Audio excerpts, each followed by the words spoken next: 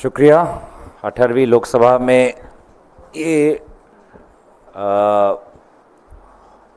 दल के उपदलपति के हिसाब से मेरा पहला संवाद मेल आपके साथ है और सबसे पहले मैं आभार प्रकट करना चाहूँगा आदरणीय सीपीपी चेयरपर्सन सोनिया गांधी जी का, कांग्रेस पार्टी के अध्यक्ष मल्लिकार्जुन खड़गे जी का, हमारे लोकसभा में leader of opposition Rahul Gandhi ji का कि उन्होंने मुझे इस काबिल समझा कि मैं इस महान ऐतिहासिक दल का उपदलपति होकर देश के मुद्दों को सदन के अंदर और सदन के बाहर उजागर कर सकूं।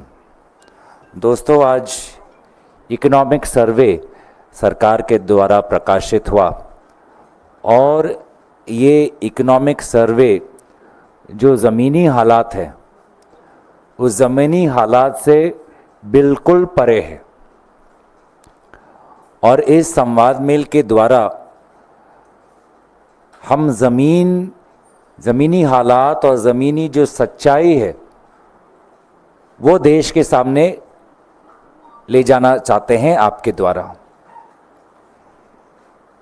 इकोनॉमिक सर्वे के अगर आप सरकारी के जो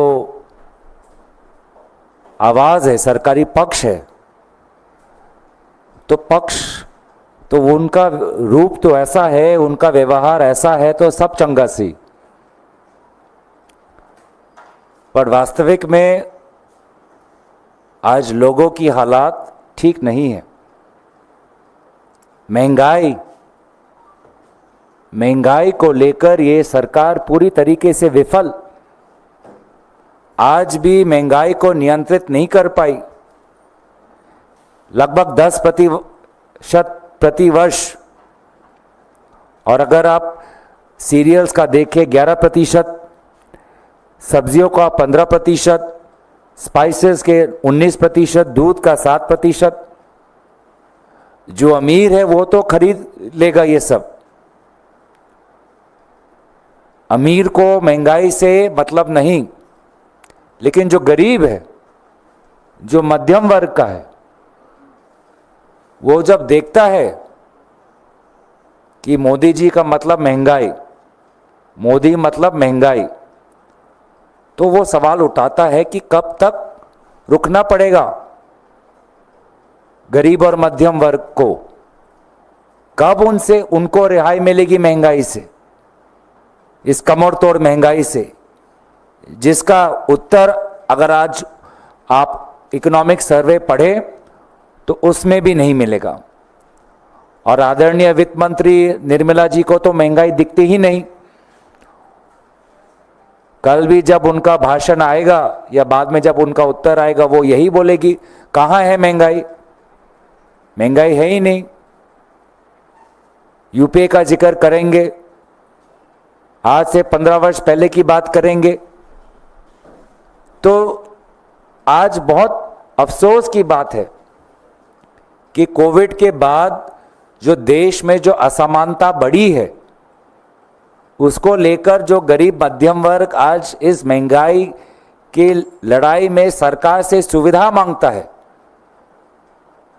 ताकत मांगता है, रिहाई मांगता है, उसको रिहाई के बजाय सिर्फ स्लोगन्स मिलते हैं, अच्छे सुनने वाले शब्द सुनाई देते हैं प्रधानमंत्री मोदी जी से। आज अगर आप देखें, हर अर्थशास्त्र का हर ज्ञानी यही बोलता है कि कोविड के बाद असमानता बढ़ी है।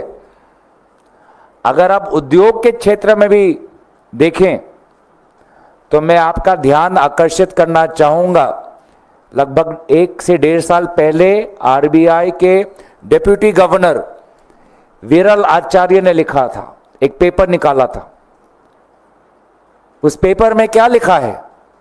उस पेपर में यही लिखा है कि जो उद्योग के क्षेत्र में भी लगभग 8-10 बड़े कंपनियां हैं जिन्होंने भारत के पूरे उद्योग क्षेत्र को हड़प लिया है। कार्टल्स बन गए हैं, मोनोपोलीज बन गए हैं, और इन कार्टल्स और मोनोपोलीज के कारण आज आम आदमी को असुविधा का सामना करना पड़ रहा है। आज एयरलाइन में देखिए, एयरलाइन के फेयर्स, प्रधानमंत्री कहते थे कि चप्पल पहनने वाला व्यक्ति भी हवाई जहाज पर जाएगा, लेकिन जब यहां से केरल तक, यहां से उत्तर पूर्वांचल तक टिकट 16,000 की हो, टिकट 20,000 की हो, तो कौन जाएगा? वो चप्पल पहनने वाले व्यक्ति के लिए आज तो ट्रेन में जाना भी मुश्किल हो गया है। आज ट्रेन में महंगी एसी कोच वाले टिकट्स मिल रहे हैं, लेकिन जनरल और स्लीपर क्लास के लिए आज के लिए जितना सुविधा होनी चाहिए थी नहीं है। ट्रेन में जाने वाले यात्री में ज्यादातर जनरल और स्लीपर क्लास में होते जाते हैं। आज उनके लिए ये सरकार कुछ नहीं कर रही। जितने पर्याप्त स्लीपर कोच होने चाहिए थे, नहीं है। सरकार का पूरा ध्यान एसी कोच पर है। एसी कोच बनाए, उसमें कोई हमें दुविधा नहीं है, लेकिन जनरल और स्लीपर क्लास के लिए, हमारे पैसेंजर्स के लिए क्या सुविधाएं किए हैं सरकारी? ये मैं कहना चाहूंगा कि Indian railways in a response to an RTI application showed that between 2009 and 2022, out of the total reserved seats, the share of sleeper berths decreased by around 23%. In the migrant corridor routes of Howrah-Bengaluru, Howrah-Chennai, Howrah-Hyderabad, the share of sleeper berths declined from 73-79% to 51-56%. एक article आया था newspaper में, जाने माने अखबार में, वहां पे भी लिखा है, considering the reserved passenger category between the decade of 2009-2010 to 2019-20, the share of passengers carried in AC coaches increased by 9.8%, whereas the share of passengers carried in sleeper and second sitting reserved compartments declined by 2.8% and 6.6% respectively. तो AC में जाने वाले व्यक्तियों के लिए सुविधा बना रही है ये सरकार, लेकिन जनरल और स्लीपर और सेकंड सिटिंग रिजर्व कंपार्टमेंट्स में आज लोगों को सीट मिलना भी मुश्किल है।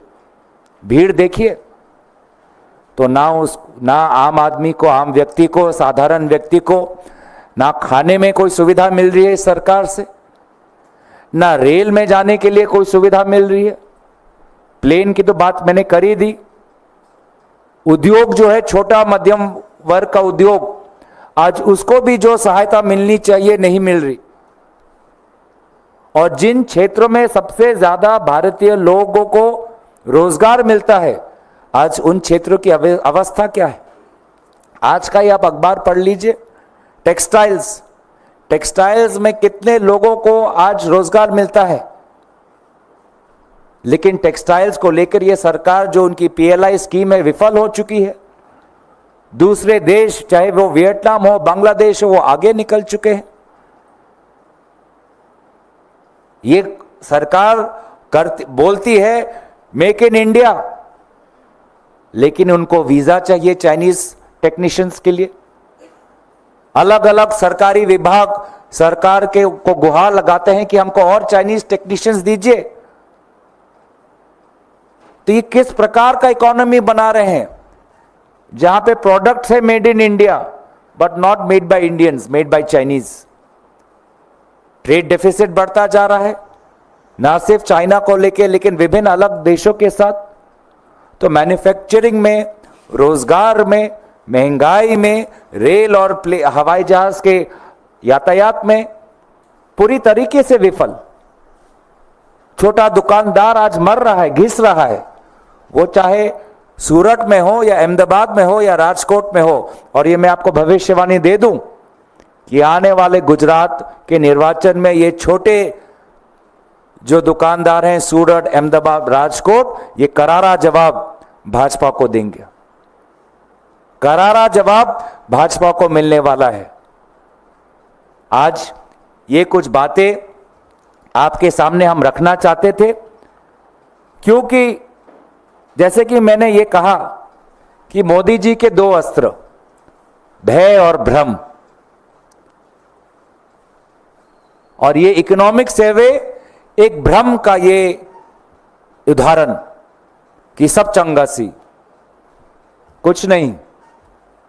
महंगाई, बेरोजगार, अगर उद्योग के क्षेत्र में भी देखें, इकोनॉमिक सर्वे बड़े बड़े कंपनियों का मुनाफा बढ़ता जा रहा है उसका उल्लेख करता है, लेकिन हायरिंग कितना हो रहा है? आईटी कंपनी में हायरिंग कितना हो रहा है? सब जगह हायरिंग फ्लैट, सब जगह। आज जिस प्रकार से नए टेक्नोलॉजीज आ रहे हैं, आज तो जितना आईटी सेक्टर, आउटसोर्सिंग सेक्टर में जितना पहले रोजगार होता था, आज उतना हायरिंग होता नहीं है। अगर सब चंगा सी, तो डुंकी जैसी पिक्चर क्यों बनी? क्योंकि वो पिक्चर वास्तविक सच्चाई है। गुजरात से, जहां से प्रधानमंत्री मोदी जी मुख्यमंत्री रहे, आज गुजरात से लोग किस प्रकार से नौकरी ढूंढते ढूंढते आज कहीं न्यूजीलैंड जा रहे हैं। अगर वीजा उनको कानूनी तरीके से नहीं मिलता, तो वो ह्यूमन ट्रैफिकर्स के जाल में फंसकर अवैध तरीके से उनको विदेश में भेजा जा रहा है। अगर इकोनॉमिक सर्वे इतना ही अच्छा है, तो भारत का युवा रशिया के में जाकर रशिया सेना में क्यों भर्ती ले रहा है?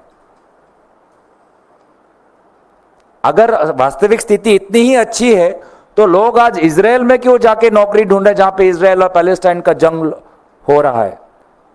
अगर इतना ही अच्छा है, तो यहां से लोग आज नौकरी ढूंढने बाहर क्यों जा रहे हैं?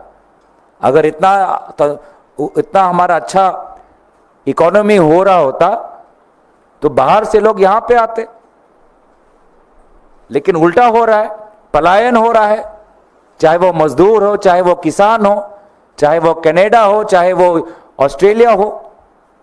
तो ये वास्तविक स्थिति है। और आपसे सवाल आएगा कि अब बजट में क्या अपेक्षा करते हो? मैं कुछ नहीं अपेक्षा करता। मैं इस सरकार से देश के हित में कुछ आएगा, कुछ नहीं अपेक्षा करता। हां, मैं ये जानता हूं कि अडानी जी, अंबानी जी जहां पर निवेश करना चाहते हैं, उनको मदद करने के लिए यह सरकार कल और नीति लाएगी। जब से प्रधानमंत्री मोदी जी आए हैं, देश का वित्तीय बजट देश के गरीब और मध्यम वर्ग के अनुसार नहीं, ये अडानी, अंबानी और जो 8-9 और बड़े उद्योग हैं, उनको कहां अपना पैसा निवेश करना है, उनके अनुसार ये नीति बनाते हैं। बाकी मध्यम वर्ग के लिए टैक्स में कोई रिहाई आने नहीं वाला, और जो बेरोजगार और किसान हैं, उनको भी बजट में अच्छे अच्छे स्लोगन्स मिलेंगे। स्लोगन के अलावा कुछ नहीं मिलेगा। अमित शाह जी ने तो उनको पकोड़े तलने के लिए सुझाव दिया है। क्या आज अमित शाह जी आज भी ये कहेंगे कि पकोड़े तलो? तो मैं इनसे कुछ नहीं अपेक्षा करता। जो ये करते आ रहे हैं वही करते रहेंगे। अडानी, अंबानी और वो 8-9 जो बड़े उद्योग हैं, उनके अनुसार उनको कहां कहां निवेश करना है, वो क्या कान में फुसफुसाते हैं, वही उस प्रकार का बजट आएगा। वही बजट आएगा। और आज कल जो बजट आएगा, 2 महीने बाद आप देखेंगे कि कोई बड़ा उद्योगपति उसी क्षेत्र में निवेश कर रहा है। पीएलआई आएगा तो वो पीएलआई में वो करेंगे। लेकिन आपको, हमको ट्रेन में, रेल में, किसान को एमएसपी में, खाने के महंगाई में, छात्रों को उनके एमबीबीएस की फीस कम हो, इस हायरिंग और बढ़े, इस प्रकार की कोई भी सुविधाएं आप आशा भी मत करिए। लेकिन हम अब बस ये आशा कर सकते हैं कि आपकी आवाज विपक्ष उठाएगा। राहुल गांधी जी उठाएंगे, लीडर ऑफ ऑपोजिशन उठाएंगे। राहुल गांधी जी का जो भारत जोड़ो अभियान है वो निरंतर है। वो चाहे लोको पायलट हो, चाहे मैकेनिक हो, चाहे मजदूर हो, चाहे कंस्ट्रक्शन सेक्टर हो, और उनकी आवाज हम बनते रहेंगे और सरकार पर हम दबाव डालते रहेंगे और एक के बाद एक आने वाले जो राज्य निर्वाचन है वो जनता के साथ लड़के हम जनता के हित में सरकार लाएंगे। धन्यवाद। Thank you. If you have any questions I am happy to take.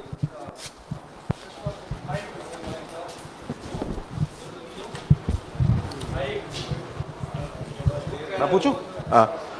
Gaurav ji इस तरफ सामने आपके। हाँ, इकोनॉमिक सर्वे में ये भी कहा गया है कि चाइना से हमको अपना एफडीआई बढ़ाना चाहिए ताकि जो भारत की ग्लोबल चेन पार्टिसिपेशन है वो बढ़ सके और एक्सपोर्ट्स बढ़ सके।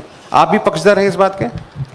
देखिए, सरकार का दाहिना हाथ और सरकार का बाइना हाथ वो उल्टी जगह में जा रहे हैं।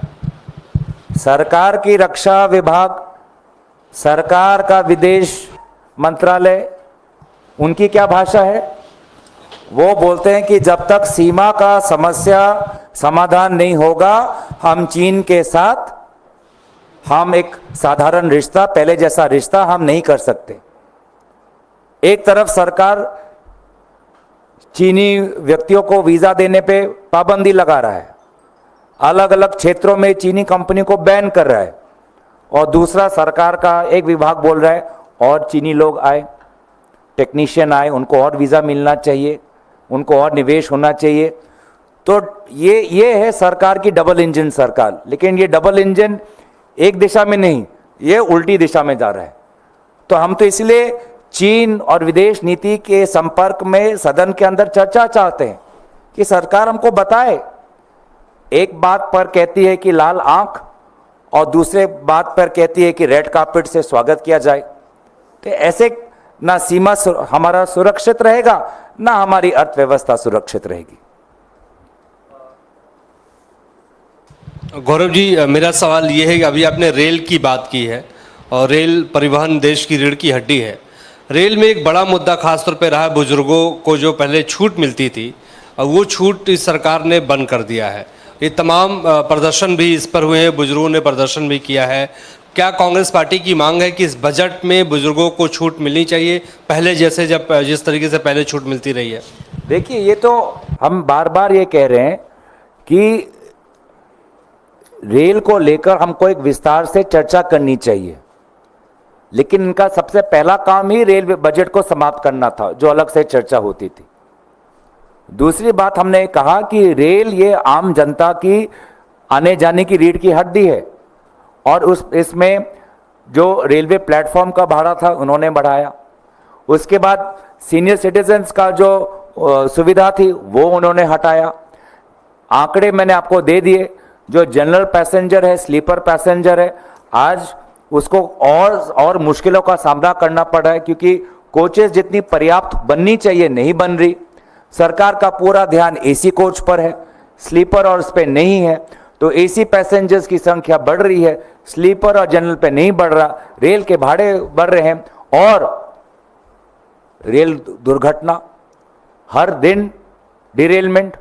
ये रेलवे मंत्री नहीं, अब डिरेलमेंट मंत्री बन गए हैं ये तो, हर दिन डिरेलमेंट। लेकिन अफसोस की बात कि इस मोदी जी की सरकार में कोई मंत्री जिम्मेवारी लेता ही नहीं है। आज एनटीए का बात आया, हमने शिक्षा मंत्री से पूछा कि आप तो 2021 से हैं, आपके संरक्षण में ये पूरा नीट का मामला हुआ है, तो आपसे कैसे अपेक्षा कर सकते हैं कि आप एक निष्पक्ष जांच करेंगे? इन्होंने तो पहले दिन कुछ हुआ ही नहीं बोला, फिर जब दबाव आया कुछ हुआ, फिर उन्होंने बोला कि एनटीए का चेयरमैन तो बदलना चाहिए लेकिन मैं अपनी सीट पे बैठा रहना चाहिए। और जब हमने उनसे बोला कि आप इस्तीफा के बारे में सोचिए, तो उन्होंने अहंकार से बोला कि मुझे प्रधानमंत्री ने बनाया है। माफ कीजिएगा, प्रधानमंत्री ने नहीं, देश के युवाओं ने आपको मंत्री बनाया है। देश के युवाओं ने अपेक्षा की है कि आज इनकी समस्या समाधान करने के लिए आप अपना पद को छोड़ें और कोई दायित्व लेते हुए कोई व्यक्ति आए। कोई जवाब नहीं आज उनके पास। हम तो बहुत मायूस थे आज कि उन्होंने ऐसा कह दिया कि कुछ हुआ ही नहीं। सीबीआई की इंक्वायरी चल रही है और इंक्वायरी खत्म हुई नहीं, उन्होंने पहले क्लीन चिट दे दिया। ये मंत्री जो 2021 में है, ये बार बार क्लीन चिट देने में क्यों इतने उतावले हैं? सुप्रीम कोर्ट ने कहा, दबाव डाला, तब जाके सेंटर के रिपोर्ट्स उन्होंने प्रकाशित किए और हमने देखा वो चाहे सीकर हो, चाहे गोधरा हो, चाहे कोट्टयम हो, एक एक सेंटर में किस प्रकार के हमको कहानी देखने को मिल रहे हैं। जो 12वीं की परीक्षा में विफल हो चुका है उसको 650 से ज़्यादा मिल जाता है। ये कैसा परीक्षा है? क्या 12वीं का परीक्षा नीट परीक्षा से ज़्यादा मुश्किल है? तो कोई जवाब नहीं। तो इसलिए हमें लगता है कि मोदी जी चाहे जितना भी भ्रम देश को भ्रमित करने की कोशिश करे, लेकिन इन मुद्दों पर रोशनी डालने का काम इंडिया अलायंस और राहुल गांधी जी करते रहेंगे। गौरव सर, बजट को लेकर मेरा सवाल है। सुबह प्रधानमंत्री ने इस बात का जिक्र किया कि जो मोदी की गारंटी है जब जब वो दी गई है उसको हमेशा पूरा किया गया है। उन्होंने इस बात का भी जिक्र किया कि इस बार का जो बजट होगा वो विकसित भारत का बजट होगा। उस पर क्या कहना चाहेंगे आप? मैंने कहा ना, जो पहले जैसा स्लोगन, विकसित भारत स्लोगन दे, महंगाई ऐसी, बेरोजगारी ऐसी, किसका विकास हो रहा हम देख रहे हैं। इकोनॉमिक सर्वे में पढ़ लीजिए, विकास हो रहा है तो सबसे बड़े उद्योगपति का विकास हो रहा है जो बड़े बड़े शादियां कर रहे हैं, लेकिन उन कंपनियों में आज हायरिंग नहीं हो रहा। छोटे जो ईमानदार जो वो मैंने जैसे कि कहा सूरत, राजकोट, अहमदाबाद में जो लोग हैं, आज टेक्सटाइल्स जहाँ पर है, आज आप देख लीजिए कि हम कौन से वो इंडस्ट्रीज हैं जहाँ पे ज़्यादा से ज़्यादा लोगों को नौकरी मिलता है।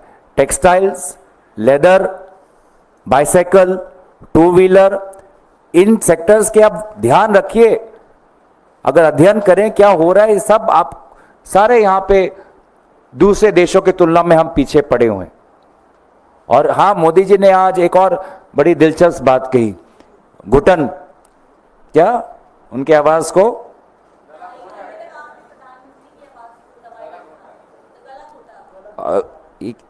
अगर गला किसी का घुट रहा है तो इन छात्रों का घुट रहा है। अगर गला किसका घुट रहा है तो वो मजदूरों का घुट रहा है जिनका वेतन आज नहीं बढ़ रहा। अगर गला किसी का घुट रहा है तो वो उन किसानों का हो रहा है जिनको उचित एमएसपी नहीं मिल रहा। आज ये इंपोर्ट एक्सपोर्ट को लेकर ये ऐसी कृषि विभाग, ऐसी कृषि मंत्रालय पॉलिसी निकालते हैं, मिनिस्ट्री ऑफ कॉमर्स, ना किसान को कुछ फायदा होता है ना ग्राहक को। तो प्रधानमंत्री मोदी जी खुद की चिंता थोड़ी कम करें, देश की चिंता करें। देश के आज की आवाज को किस प्रकार से दबाया जा रहा है हम सब देख रहे हैं। आज ना छात्रों को इंसाफ मिल रहा है, ना मजदूरों को इंसाफ मिल रहा है, ना किसानों को मिल रहा है, ना छोटे मध्यम वर्ग को मिल रहा है, ना जब वो ईमानदार टैक्स पेयर, आज भारत का ईमानदार टैक्स पेयर सोचता है कि अगर मैं टैक्स दूंगा तो अच्छे सड़कें बनेंगे, अच्छे हाईवे बनेंगे, अच्छे एयरपोर्ट बनेंगे। लेकिन हम पिछले 2 महीने में क्या देख रहे हैं कि थोड़ा सा बारिश हुआ, एयरपोर्ट की हालत देख रहे हैं। थोड़ा सा बारिश हुआ, एक के बाद एक बिहार में पुल गिर रहे हैं। थोड़ा सा बारिश हुआ, हाईवे। ऐसा भी कोई साइक्लोन या हरिकेन तो नहीं आया कि आज एयरपोर्ट टूट रहा है, हाईवे टूट रहे हैं, पुल टूट रहे हैं, रास्ते टूट रहे हैं। तो ईमानदार जो टैक्स पेयर का जो टैक्स का पैसा है कितने बार फजूल में व्यर्थ हो रहा है, इसके बारे में कोई सोच रहा है? तो अगर आवाज या किसी का घुट रहा है तो भारत के आवाम का घुट रहा है, वो उन आर्मी के जवानों का घुट रहा है जो कह रहे हैं कि बार बार इंटेलिजेंस में क्या लीक हो रही है कि लगभग 1.5 महीने में इतने बार वहां पर उग्रपंथी लोग सीमा के उस पार हमारे यहाँ पे आके जम्मू में उन इलाकों में आज घुसपैठ आ चुके हैं जहां पे पहले इस प्रकार की हिंसा नहीं होती थी। डोडा, जहां पे जम्मू में आजकल ये हिंसात्मक कार्य उग्रपंथी कर रहे हैं, पहले वहां पे ऐसा वातावरण नहीं था, लेकिन आज वहां तक घुस आए हैं। तो ये हो रही है वास्तविक में जो सच्चाई है। सर, पीएम मोदी ने आरोप लगाया है कि विपक्ष जो है वह सदन का वक्त एक तरह से बर्बाद कर रहा है, चुनावी भाषण वह सदन में दे रहा है, जबकि चुनावी वक्त वह बीत चुका है। अब काफ़ी दिनों बाद जो है चुनाव होगा, इस पर आप कुछ कहेंगे सर? छोटा सा उदाहरण, सबसे बड़ा मुद्दा देश का आज नीट। सुप्रीम कोर्ट में आज भी उसकी सुनवाई चल रही है। सरकार ने अभी तक नीट पर इन 2 सत्रों में अभी तक क्या उन्होंने कहा? पहले सत्र में तो शिक्षा मंत्री बोले नहीं, प्रधानमंत्री मोदी जी ने बस एक वाक्य बोला कि ये हम बहुत गंभीर रूप से ले रहे हैं। जबकि हमारी राहुल गांधी जी, हमारे दल के नेता की मांग थी कि एक पूरा दिन नीट और उच्च शिक्षा को लेकर उस पर विचार विमर्श हो, और सत्र जो हमारा निर्धारित तारीख था उससे पहले सत्र को उसको अडजर्न कर दिया, साइनेडाइन हो गया, जबकि समय था। आज भी एनटीए को लेकर एक प्रश्न आया, लेकिन प्रधानमंत्री जी जो बार बार ये परामर्श हमको देते हैं, वो तो प्रश्नकाल से पहले ही जब देखा कि दूसरे नंबर पर एनटीए उल्लेखित है, वो तो प्रश्नकाल की शुरुआत में चले गए। रहना चाहिए था उनको।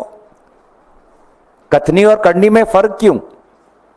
कथनी और करनी में फर्क नहीं होना चाहिए। नेतृत्व वो होता है जो खुद अपने व्यवहार से दिखाए कि वो क्या अपेक्षा करता है, उसको करते, उसे कहते हैं सच्ची नेतृत्व। कहते कुछ और है, करते कुछ और है। मंत्री जी आज जिम्मेवारी नहीं ले रहे नीट को लेके, तो यही उदाहरण काफी है कि उनके कथनी और करनी में कितना फर्क है।